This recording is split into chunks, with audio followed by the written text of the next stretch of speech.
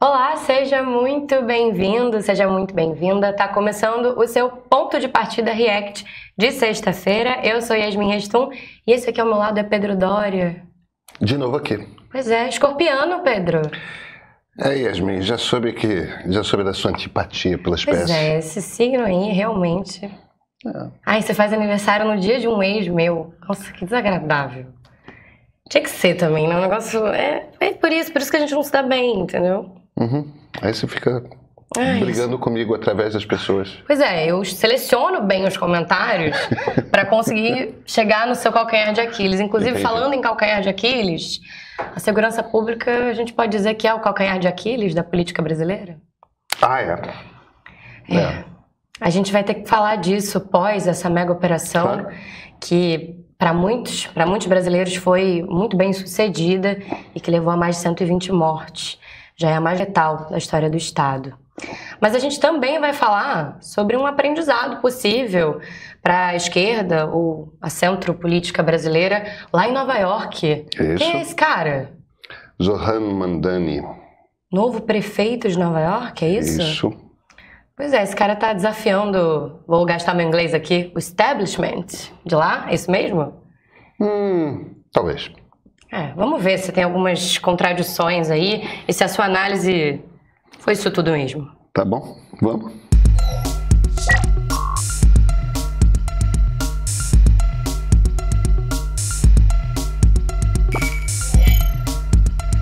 Pedro, eu vou começar com um comentário da @lasanha-gratinada. Lasanha gratinada, por que não? Excelente prato, inclusive. Eu também acho, eu gosto. Mas vamos lá. A lasanha falou o seguinte: eu tenho uma leitura um pouco diferente sobre o papel do woke na vitória do Mamdani e o quanto isso é replicável ou não no contexto americano e internacional. Os problemas que eu vejo afastando os políticos progressistas, mainstream, além de tudo que você já discutiu sobre o identitarismo, que concordo, é justamente que eles nunca se dispuseram a fazer seriamente essa discussão econômica. Só instrumentalizaram o identitarismo para parecerem mais progressistas. E é por isso que ninguém mais suporta a campanha identitária. Fora isso, eles só conseguiram vender a mesma fórmula de sempre e estavam sempre na defensiva. Não tinham projeto, não vendiam mais sonho. O que o Mamdani conseguiu fazer foi vender projeto, vender sonho, pelo menos ter postura de quem pensa grande. Isso pode sair muito mal se a gestão dele fracassar. E tratar diretamente da crise do custo de vida. Abri um parênteses. O que ele fez também foi tratar diretamente da crise do custo de vida, que é o espaço possível para a política progressista e liberal hoje. Eu concordo que alguém com todas as características do Mamdani é a cara de Nova York, e seria muito difícil ter esse sucesso a nível nacional. Mas vejo muitos elementos para o campo progressista retomar a iniciativa, sair da posição de mero defensor da democracia e reconectar com demandas populares. O filósofo político Vlad Vexler definiu como populismo inclusivo, o que vai na contramão do populismo excludente, que fomenta conflitos entre o povo verdadeiro e o não povo. Eu acho que tem uma... Você tá com uma cara confusão, de que encontrou um equívoco. Não. É que eu acho que tem uma confusão importante de se fazer. De se desfazer. Existe uma perda quando a gente passou a chamar no Brasil o que os americanos chamam de woke, de identitarismo. E não está errado no sentido de que... E eu mesmo uso o termo identitário o tempo todo para me referir ao que os americanos chamam de woke, tá? E não está errado porque o movimento woke é, de fato, absolutamente ancorado na identidade, né? São os sul-asiáticos, como o próprio Mamdani, que é descendente de indianos, são os negros, é a comunidade LGBTQIA+, aí tem o cisma dentro da comunidade LGBTQI+, que os gays e as lésbicas que não querem, acham que a briga deles não é a mesma briga dos trans e tal. E aí tem as feministas e aquela coisa assim do tipo, toda política ao redor da identidade. É o meu grupo, a minha tribo contra os outros. E com, evidentemente, as subbrigas e tudo mais. O problema, quando a gente usa o termo identitário, é que também é verdade que, por exemplo, a extrema-direita é um movimento identitário. Entendeu? Que busca uma identidade comum num sentido muito distinto, tá certo? Num sentido quase... Talvez nacionalista? Não, que não é nacionalista, mas é no sentido de um grupo comum que se reúne ao redor de um determinado ideal, de uma determinada visão de mundo, mas que é uma classe média que perdeu o poder aquisitivo e se sente acuada pelo surgimento de uma nova classe média, entendeu? É um grupo de pessoas da periferia que se unem ao redor de uma religião como o cristianismo evangélico, neopentecostal, e que fazem disso... Então, existem outras maneiras de você se agrupar ao redor da identidade, e o ponto aqui é o seguinte, um dos grandes problemas, um dos grandes dramas que a gente vê na sociedade hoje, e aquilo que racha a gente politicamente e faz com que a gente, de certa forma, comece a ter um ódio, uma raiva imediata ao outro lado, é porque a gente está dividido em tribos. A gente está voltando a uma estrutura de política que é uma estrutura de política pré-moderna. O que a gente chama de uma estrutura política moderna? Aquele ambiente em que as democracias liberais nascem na virada do século XVIII para o XIX é também um ambiente em que os movimentos nacionalistas estão se formando, né? Tem a unificação da Itália e da Alemanha em 1848, que é meio que o ponto máximo disso, mas todas as nações estão descobrindo um nacionalismo. E a partir do momento que você descobre um nacionalismo, você pega um país como a França. Claro que eu estou falando de uma coisa europocêntrica aqui, né? Mas os nossos conceitos de política vêm da Europa. Quando você pega uma França, por exemplo, no pós-Revolução Francesa, em que todos estão ali se tratando por cidadãos, o que está nessa palavra cidadão? O que está nessa palavra de cidadão, por um lado, não temos mais divisões, os nobres e os outros. Somos todos em comum cidadãos. A França, no final do século XVI, início do século XVII, antes de nós chegarem no século XVIII, onde acontece a Revolução, ela estava mergulhada em guerras religiosas, em protestantes, os huguenots, contra os católicos, entende? Dentro dos países existiam essas divisões tribais, divisões por identidade. Quando passa a Revolução Francesa, a partir ali do Napoleão e tudo mais, todo mundo se vê essencialmente como francês. E aí quando todos são franceses, não importa se você é judeu, se você é católico, se você é protestante. Uma visão universalista, talvez, da busca por direitos. Não importa se você é ruivo, se você é moreno, você se vê como francês. Estamos todos juntos aqui. E essa identidade nacional, esse nacionalismo, nesse sentido mais amplo, o que ele permite essencialmente é que os estados modernos se estruturem. Esses estados em que você entende que todos têm direitos iguais. Tá certo? Aí qual o problema que começa a acontecer nesse nosso século XXI? Por inúmeras razões, tanto na direita quanto na esquerda, as pessoas voltam a se fragmentar e se identificar mais com grupos específicos dentro da sociedade do que como cidadãos comuns de uma mesma sociedade. Entendeu? Então é a turma maga, são os evangélicos, são os LGBTQIA+, são os negros, são as mulheres. E ai meu Deus, o que eu faço se eu sou uma mulher e negra? Entendeu? Aí você começa a criar camadas e camadas e camadas de teoria de como conciliar quando você tem... E cara... a gente se dividiu. O woke divide. Então, eu acho que em parte aí nesse comentário, não é que ela esteja errada, é que identitarismo de fato é uma tradução ruim para woke. Mas é como a gente tem chamado. É uma tradução ruim porque o woke só existe na esquerda. Identitarismo não existe só na esquerda, no sentido de que você se agrupa por identidade. A turma da direita, quando se agrupa por identidade, tipo os evangélicos, para usar um exemplo que é óbvio aqui no Brasil, eles não se isolam do resto da sociedade usando o mesmo discurso, a mesma estrutura de discurso que a turma da esquerda. Entendeu? As injustiças históricas, o decolonialismo e aquele bando de palavras que a turma da esquerda usa. A turma da direita usa um outro vocabulário, mas isso também faz parte do processo da divisão por identidade, entendeu? Só do jeito da pessoa falar, você já sabe a que grupo aquela pessoa pertence, porque ela tem uma linguagem própria. Agora, isto é uma camada da conversa sobre o Mamdani.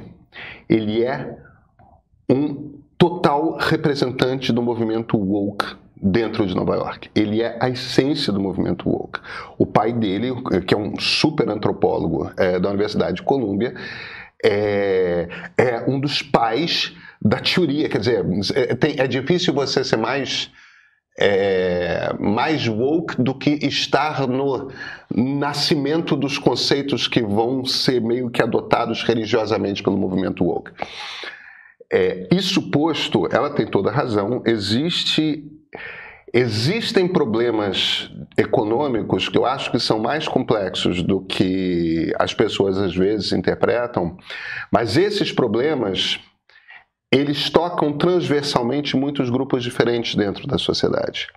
E em grandes sociedades globais, em grandes cidades globais como Nova York, essa questão dos mais jovens não terem acesso à renda, essa questão dos mais jovens não terem acesso à moradia, tudo mais, esse troço é um troço que está virando um problema. E não é um problema pequeno, e é um problema... Eu acho que as soluções que o Mamdani oferece são soluções que não funcionam. Mas isso não tem nada a ver com o fato de que ele está reconhecendo que é um problema que existe de fato. E ele era literalmente o único candidato em Nova York que estava enxergando os problemas que pessoas com menos de 35 anos concretamente têm. Vamos lá, vamos falar um pouco dessas propostas. O Gabriel, eu vou fazer uma apanhado aqui de alguns comentários. O Gabriel, ele fala o seguinte: apesar de ser um fenômeno muito nova-iorquino, muitos dos dilemas que a juventude vive são universais. A geração Z sofre para construir um patrimônio e se encaixar no mercado de trabalho, seja em Nova York, São Paulo, Rio de Janeiro. Por isso, acho que a esquerda brasileira tem muito a aprender com o Mamdani no discurso, nas propostas a dar para a população jovem que pode sonhar com um mundo mais acessível e que caiba no nosso bolso. Agora, o @homemcomposto já pensa o seguinte: congelar preços? Eu estou tentando lembrar onde que isso funcionou em algum lugar na história da humanidade. E o Marcelo Costa arremata: será que ele não é um populista do espectro oposto? Gostei da história e biografia, mas a campanha foi bem estranha.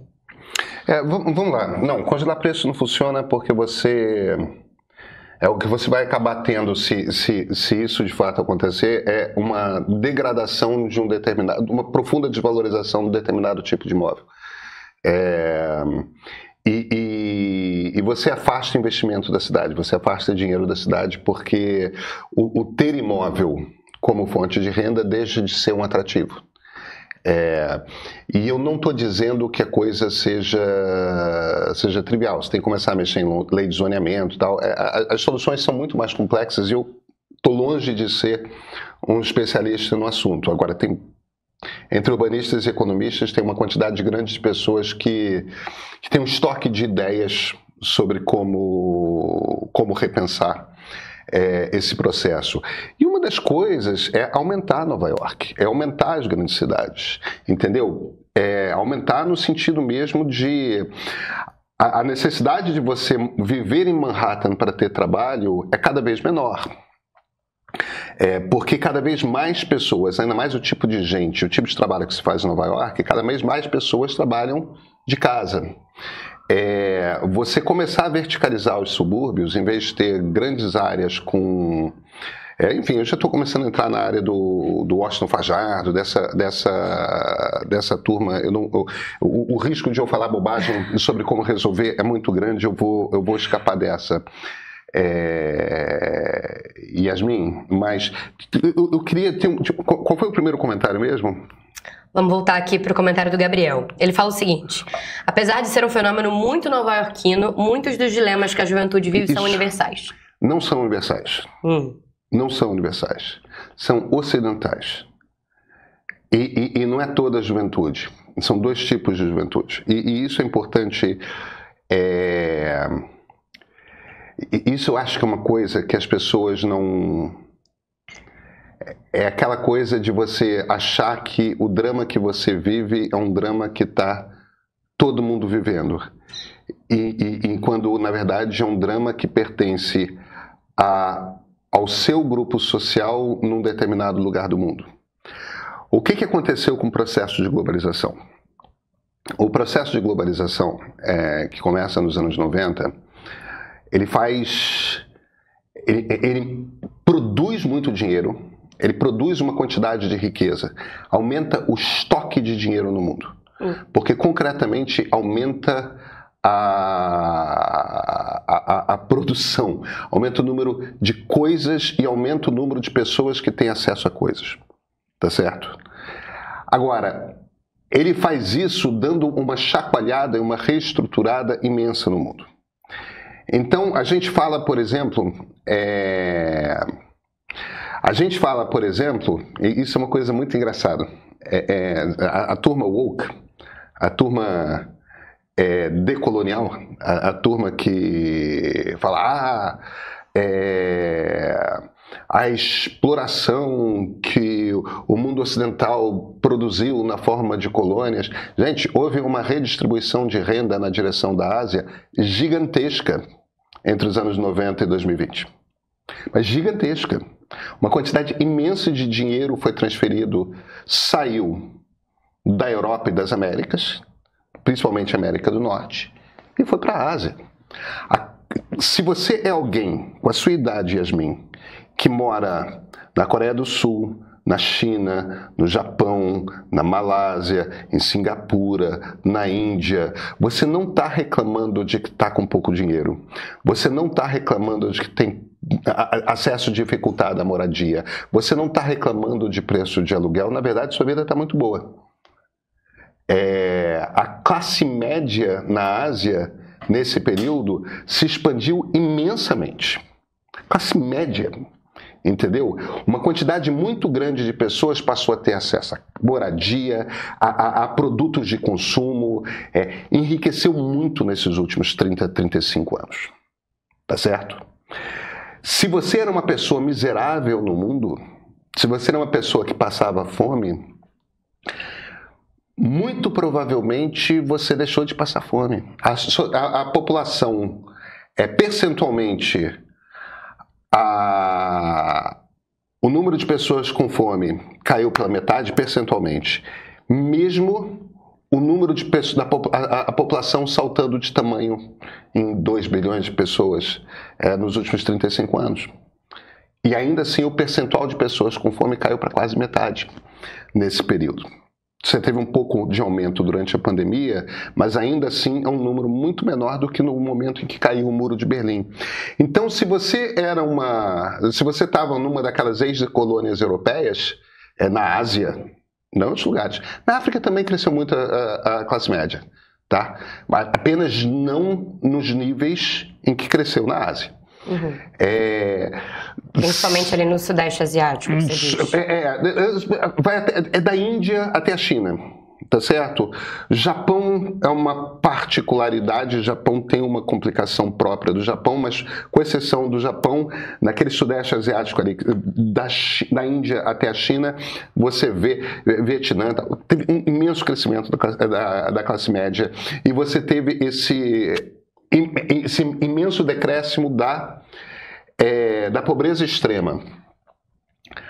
Aí você se vira e fala, mas eu não percebo esses benefícios da globalização. O Brasil foi um pouco beneficiado também, tá? Não tanto quanto os asiáticos, não tanto quanto os africanos, mas a gente também viu no Brasil um aumento de renda de quem era muito pobre, muito grande entre os anos 90 e a primeira década do século XXI. Muito grande de quem era pobre. Agora, a classe média tradicional, quem já estava na classe média na Europa nos anos 50, quem já estava na classe média nos Estados Unidos e no Canadá nos anos 50, e mesmo na América Latina, estagnou. Não é que tenha perdido, mas não ganhou. Ficou no mesmo lugar. Ficou no mesmo lugar e viu um crescimento de quem era pobre. E viu também um crescimento de quem é rico. Os ricos enriqueceram muito mais também. Então as pessoas, às vezes, quando você está do ponto de vista do Ocidente, o que você vê, se você é uma pessoa bem educada, com ensino superior, de classe média, cujos pais já tinham ensino superior, no Ocidente, o que você vê é o seguinte, os pobres ficaram mais próximos e os ricos se distanciaram. Então, embora você não tenha mudado de lugar, a sua impressão é de que você caiu. Porque os pobres subiram, os ricos subiram. E você ficou no mesmo lugar. Então você ficou mais perto dos pobres e mais longe dos ricos. E, cara, essa é uma sensação real. E não são só eles, tá? Não é, aí você vai falar, isso é problema de burguês. O problema é que não é só o burguês. O problema não é só a classe média. Se você é alguém de ensino médio que tinha os bons empregos que existiam para homens com ensino médio, principalmente para homens com ensino médio, entre os anos 50 e os anos 90, início dos anos 90, que são empregos de operário, essa turma decaiu. Essa turma perdeu espaço. Então tem uma classe média baixa que perdeu espaço, perdeu emprego de qualidade. A gente tem um drama que não é um drama geracional, que não é um drama universal, é um drama de classe. Uma classe média que estagnou, uma classe média do Ocidente que estagnou, e uma classe média baixa, que são os operários, a turma com ensino médio, principalmente homens, porque quem trabalhava em fábrica era homem, não era mulher. Aí a gente pode ter uma discussão, um absurdo, mas é o que era. Que esses perderam. Então esses são os dois grupos que são derrotados pela globalização. E esses operários são a base dos partidos de esquerda social-democratas na Europa, nas Américas, a base do PT, sindicato organizado. Foi embora esse público. Foi todo para a direita. A classe média também migrou em grande parte para a direita. E isso explica muito do problema do mundo, do problema político do Ocidente, dessa guinada à direita do Ocidente. E como é que a gente resolve isso? A gente resolve isso com boa regulação. A gente resolve isso com política distributiva. A gente precisa ter política de moradia. A gente precisa ter métodos para que os mais jovens, até 35 anos, consigam começar a construir patrimônio. Tudo isso são coisas que governos podem fazer. E democracias liberais são capazes de fazer. O problema é que as pessoas, nesses dois grupos, chegaram à conclusão de que o problema é da democracia liberal. Alguns mais radicais do pacote completo, democracia com liberalismo, e alguns menos radicais, não, a democracia está ok, mas deixa o liberalismo para lá. E isso é um drama, porque a gente vê a gente vê o mundo que a gente vive, né? A gente nunca vê o mundo como ele de fato é. E a gente não percebe que o processo de globalização, de democracia liberal com economia de mercado, na verdade, melhorou a vida de uma quantidade muito grande de pessoas, não piorou a vida de um pedaço das pessoas, que é essa classe média, e piorou a vida de um grupo pequeno de pessoas que são os operários dentro das nações desenvolvidas, principalmente. E essas nações desenvolvidas todas estão desperucando politicamente por causa disso. Se você olha para o grande retrato, o mundo melhorou muito. Mas se você está em um desses dois grupos, e nosso público está, a percepção é de piora. E por que para o jovem da geração Z, para alguns millennials também, mas principalmente para a geração Z... Eu estou na interseção. Tudo bom. Por que a percepção é de que tem algum tipo de injustiça rolando, de que foi na minha vez, foi... É porque, de fato,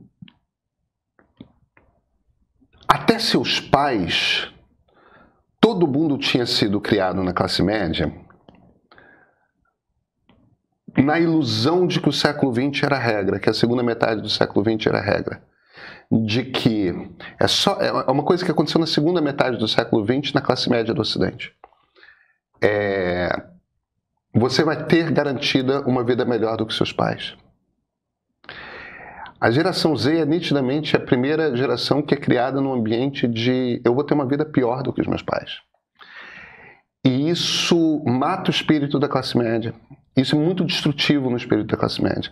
A sensação de a possibilidade do crescimento está nas minhas mãos porque eu tenho educação, porque eu tenho isso, porque eu tenho aquilo, ela é muito fundamental para sustentar um espírito de otimismo na classe média, que é o grande motor produtivo, gerador de riqueza de qualquer país desenvolvido. Quando você tira esse espírito, você gera um nível de pessimismo que afasta todo mundo da moderação política e leva na direção do radicalismo. Enfim, a gente já está indo um bocado longe, mas é só porque eu achei muito interessante o comentário do Gabriel, e eu entendo completamente... É Gabriel, não é? Gabriel. Eu entendo completamente quando ele se vira, olha, para nós da geração Z o problema é universal. Não, não é.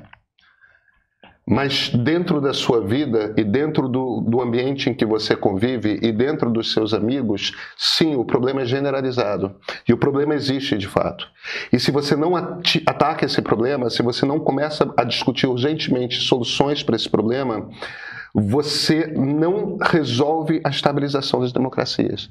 Porque a classe média é a base que sustenta uma democracia. E a gente está falando de duas classes médias que são muito diferentes, mas são ambas classes médias. A classe média baixa, formada por operários, que era formada por operários entre os anos 50 e os anos 80 e início dos 90, e a classe média, vamos dizer, o brasileiro gosta de dizer que a classe média é média, né?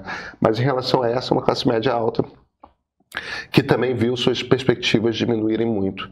Então, o Gabriel não está errado, ele está certo. Porém, o retrato é mais complexo.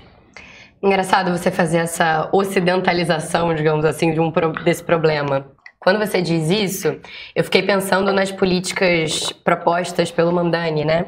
Quando ele fala de universalização do transporte público assim, gratuito, quando ele fala da questão das creches, entendendo o problema das mulheres, muitas vezes mães solo, que entram no mercado de trabalho e não conseguem ter as tarefas divididas de maneira, enfim, igual, se é que isso é possível, dentro de casa e que precisam também ter essa facilidade, enfim.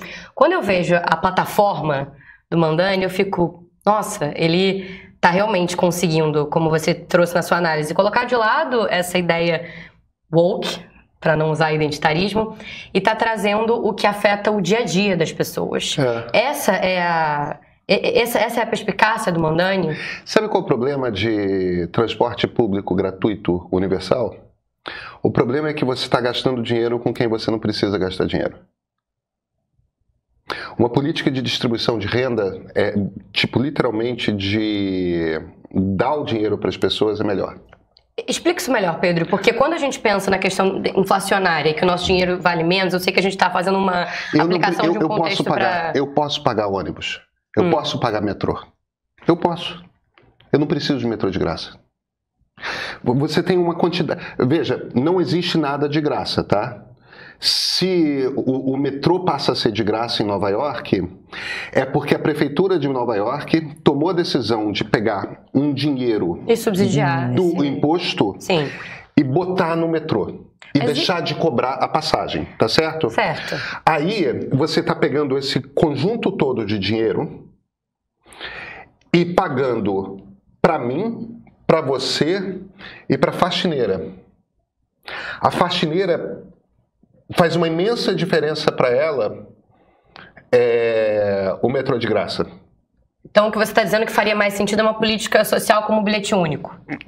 Uma política social que encontre uma maneira de botar na mão das pessoas, pega esse montante de dinheiro, quantas passagens de metrô a faxineira que precisa do metrô de graça precisa por mês? Vamos dizer que são 60 passagens. Arranja um jeito de botar na mão dela o dinheiro para essas 60 passagens. Mas não me dá 60 passagens de metrô também. Não faz nenhum sentido gastar comigo esse dinheiro. Entendi. E na questão da educação infantil integral, enfim? Você... hoje existe... Antes de tudo, deixa eu deixar uma coisa muito clara. Certo. Eu não sou um especialista em política pública. Para cada uma dessas políticas, entendeu? A pessoa que entende pra cacete de transporte público não é a pessoa que entende pra cacete de educação infantil. Evidentemente. Que não é a pessoa... E eu não entendo pra cacete de nenhuma dessas coisas. A gente é bem generalista, podemos dizer assim. É isso. Mas, agora, sim, é só porque você mencionou no início que eu acho que essas soluções do Mandani não resolvem o problema. Eu compreendo a... Por isso que eu tô batendo na tecla. Eu compreendo o princípio das políticas, o que não quer dizer que eu entenda do detalhe das políticas. Correto. Mas quando a gente fala de educação infantil, por exemplo, você ter uma rede importante de creches nos bairros mais pobres é fundamental, porque pobreza tem algumas características que são muito comuns.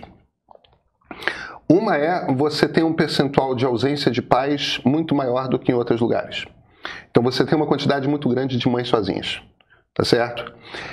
Mas mesmo quando você tem o pai, aquela família não pode prescindir do salário de ambos, pai e mãe. Entendeu? É muito importante que ambos trabalhem. O que ambos fazem com os filhos? Porque ambos não podem estar presentes, ou então tem que encontrar um dinheiro que não tem para pagar alguém que acompanhe e tudo mais. E isso é justamente num momento... E gente pobre costuma viver mais afastada do trabalho do que gente rica. Uma das maneiras que você percebe riqueza numa sociedade quanto mais rico você é, mais perto de você mora de onde você trabalha. Mais fácil e mais rápido é seu acesso ao lugar que você trabalha. Quanto mais pobre, mais longe e mais horas antes do início do trabalho você tem que sair de casa. Tá certo? Então, se você é muito pobre, você tende a ficar fora de casa num período muito maior do que se você é rico. Faz sentido isso tudo para você? Faz. Tá certo. Aí a gente tem um problema que é o seguinte... Hoje a gente tem convicção, a gente compreende cientificamente que a educação na primeira infância é fundamental, tem uns tipos de educação na primeira infância.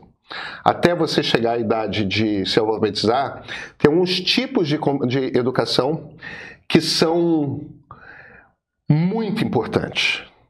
Muito importantes no sentido de que...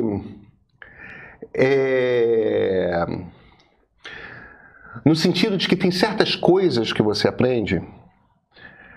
Por exemplo, relação interpessoal. Resolver o problema de esse brinquedo é meu, esse brinquedo é seu. Entendeu? De lidar com as frustrações. Não, mas agora é a vez do coleguinha falar, não é a sua vez. Esse turbilhão de emoções que você, nessa fase que você é puro ego da primeira infância, você não teve filhos ainda, eu já tive 3. Criança pequenininha é puro ego, ela acha que ela está no centro do mundo. E que ela é o centro do seu mundo também. Sim, é o centro de todos os mundos.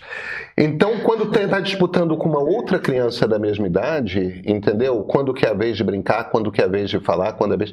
É um drama, e é nessa idade que você aprende isso. É que você aprende a ter paciência, é nessa idade que você começa a ser exposto a palavras cada vez mais complexas.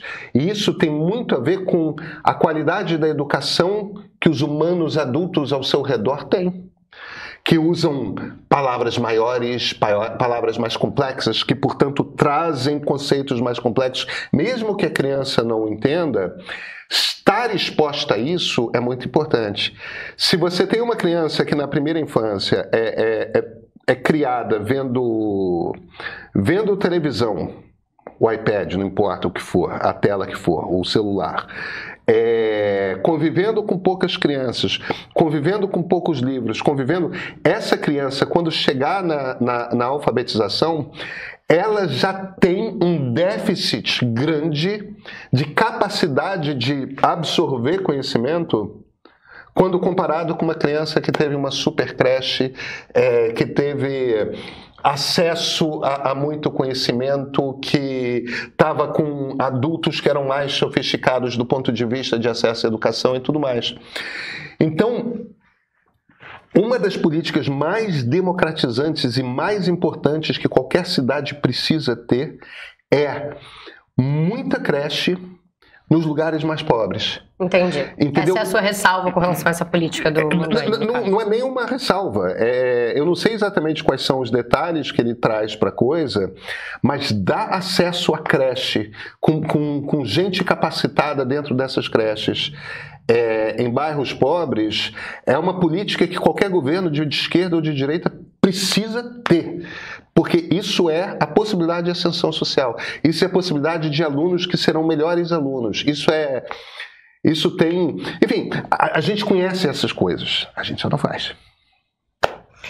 Vamos falar agora sobre uma outra base da democracia, que também é a segurança pública. Vamos trazer para o Brasil. Eu queria começar... Eu achei muito interessante quando você trouxe a questão da falência, a vista como a falência do modelo democrático liberal na questão da manutenção desses direitos fundamentais, desse bem-estar dessa classe média, enfim, tudo isso que a gente vem introduzindo. A @Magio falou o seguinte sobre essa questão da mega operação e a percepção do brasileiro sobre o sucesso ou não dela. Vamos ser sinceros?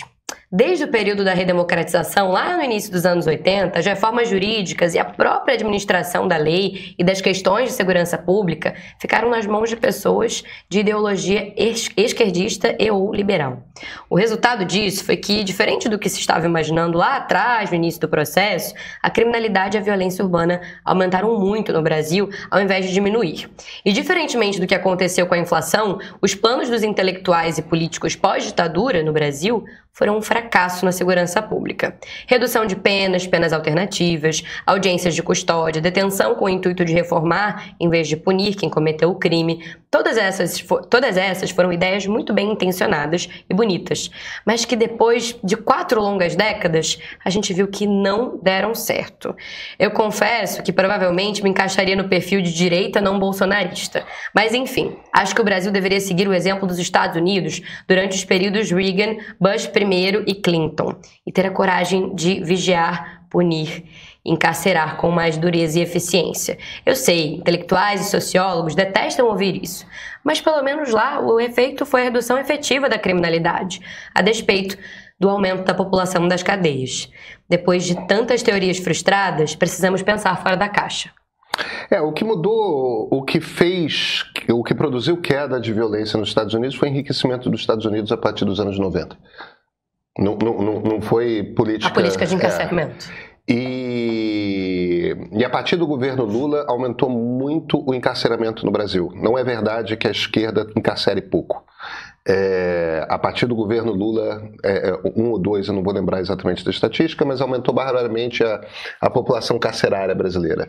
Então, que ele está errado factualmente. O problema que a gente tem de segurança no Brasil não tem a ver com garantismos de justiça, tem a ver com corrupção policial, com apodrecimento das instituições policiais por dentro. Aqui no Rio de Janeiro, que é uma das cidades mais afetadas por perda de território, o problema de segurança pública tem a ver com o fato de que o Estado não detém controle sobre quase um terço do território da cidade.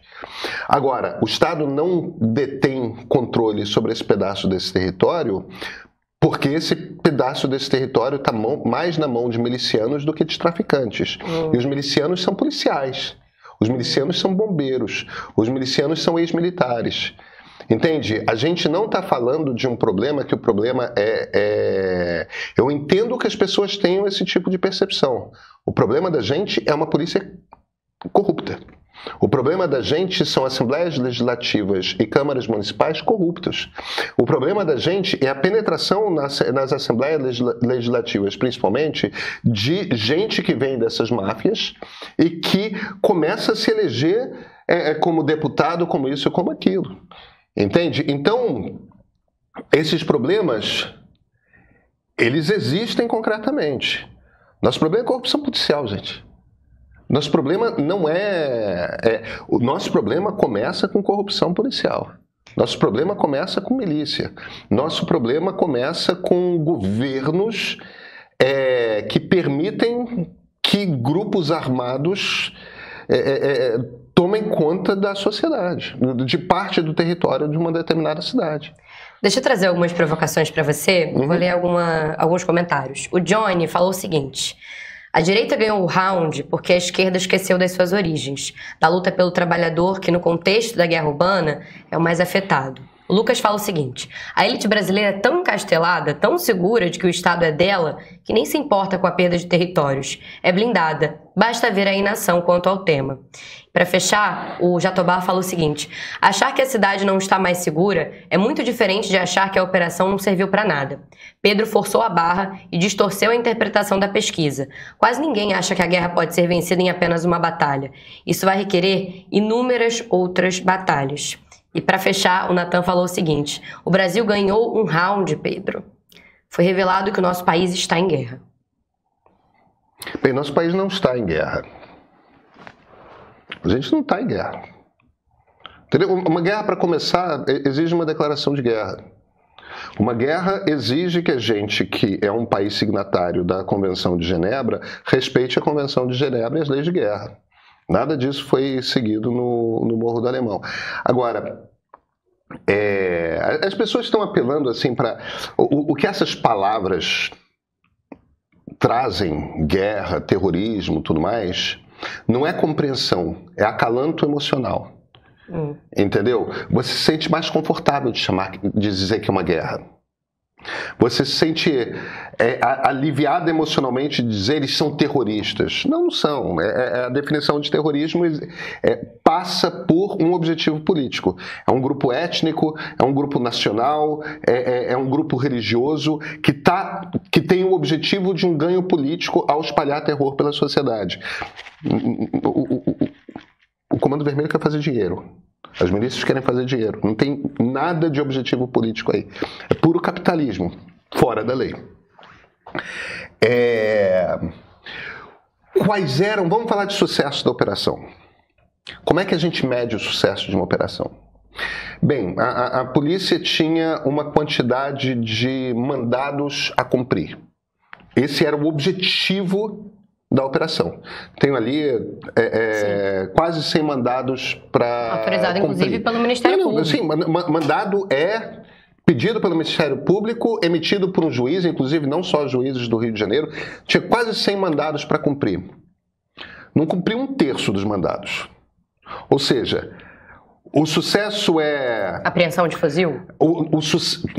O sucesso é... Cumprir o objetivo da missão? Não foi cumprido. Não foi cumprido. O objetivo da missão era cumprir mandados. Não cumpriu Mas não cumpriu um terço deles e não cumpriu o mais importante deles, que era a prisão do DOCA. Ponto 1.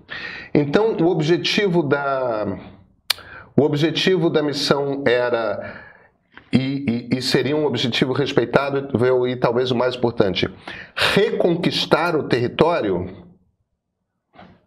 Nem tentaram. Subiram, saíram. O Comando Vermelho segue mandando no Morro do Alemão. O objetivo foi diminuir a violência na favela, deixou um Comando Vermelho mais paranoico, mais fraco, precisando repor mais de 100 soldados, com quem? Com rapazes que estão lá no morro, ou seja, agora a gente dobrou, tem 100 e poucas mães desesperadas porque perderam seus filhos, e agora tem mais 100 e poucas mães desesperadas porque estão por perder seus filhos para se tornarem soldados do tráfico. O objetivo era aprender fuzil, como você sugeriu. É um dos argumentos que eu vi bastante nos comentários. Tudo bem, cara, a gente aprende fuzil a toda hora. A polícia aprende fuzil a toda hora sem precisar matar 100 pessoas. Entendeu? Essa foi, em termos de custo de vidas, a apreensão de fuzis mais cara da história do Rio de Janeiro. Outro dia você aprendeu fuzis numa casa na Barra da Tijuca sem disparar um único tiro, quase tantos fuzis quanto. Então, não é assim que você mede sucesso, porque você sabe que você consegue fazer apreensões do mesmo tamanho de fuzis sem botar em risco a vida de policiais. Então não é assim que você mede sucesso. Yasmin, só está faltando uma medida de sucesso, né? A cidade não ficou mais segura, a missão não foi cumprida, o território não foi reconquistado, o morro não ficou mais seguro. Qual é a margem disso? Qual é a conta para sucesso? Matar bandido? Se essa é a maneira que a gente conta de sucesso, foi um sucesso. Pedro, para fechar, eu venho com um comentário que eu ouvi bastante, inclusive, mas eu vou pegar o da Juliana Silva, que ela fala o seguinte: o maior medo, falando sobre a questão da segurança pública, para muita gente que foi a favor dessa operação, o maior medo é de perder a vida, não o celular. Pedro, você não consegue esconder a sua indiferença em relação ao trabalhador. Mesmo tentando, não consegue sentir o que é mais importante para ele. Olha, a gente não tem um problema de alta letalidade por causa de crime contra civis no Brasil, tá?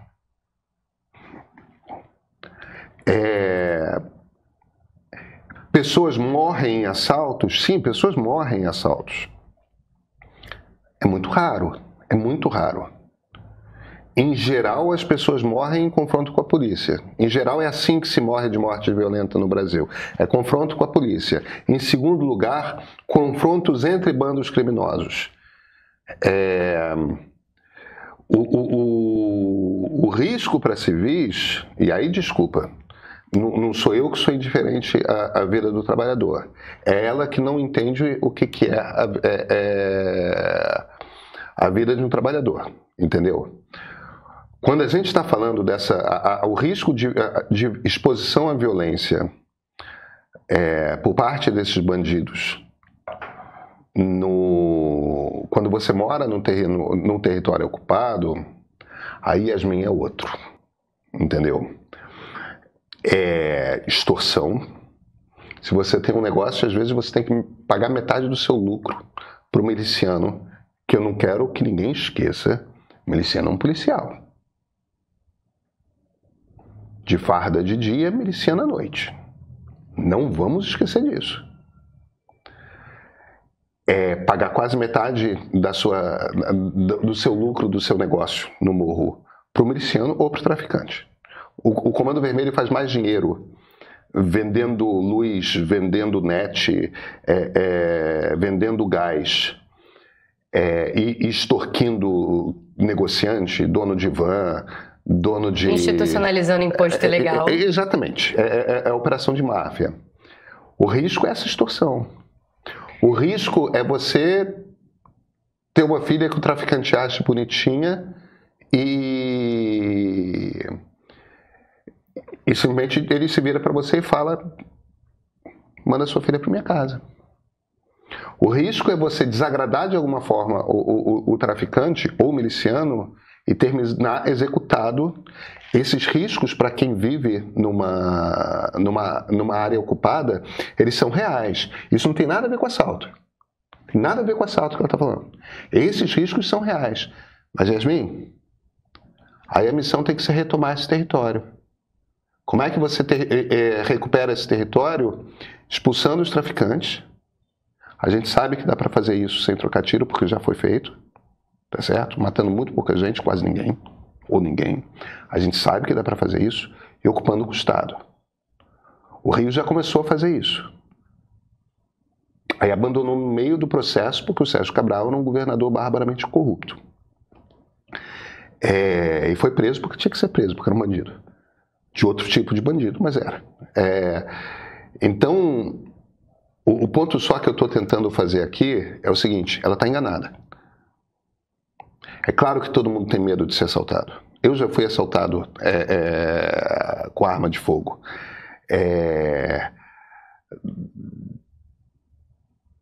Não é uma situação que eu recomende a ninguém, que eu deseje para ninguém. Mas não se morre de assalto no Brasil. Existem mortes violentas no Brasil, elas acontecem, na maioria das vezes, em confronto entre polícia e bandos criminosos, e, em segundo lugar, confronto entre bandos criminosos. A gente falou bastante sobre muita política pública aqui, tanto nos Estados Unidos como no Brasil. Dava para seguir aqui com os comentários para você argumentar para sempre, mas a gente vai ter que encerrar. Vou ter que te liberar. Tá bom. É isso. Vai celebrar o aniversário, Pedro? 18 aninhos? Não vou celebrar, não. Mas... depois dos 50 a gente para de celebrar, não te contar, não. Entendi. Celebra até os 50. Eu fiz uma festa boa de 50 anos. Tá bom. Mas... É mais elegante? É uma questão... Como é que é isso? Eu vou deixar para o próximo ponto de partida. Tchau, Pedro.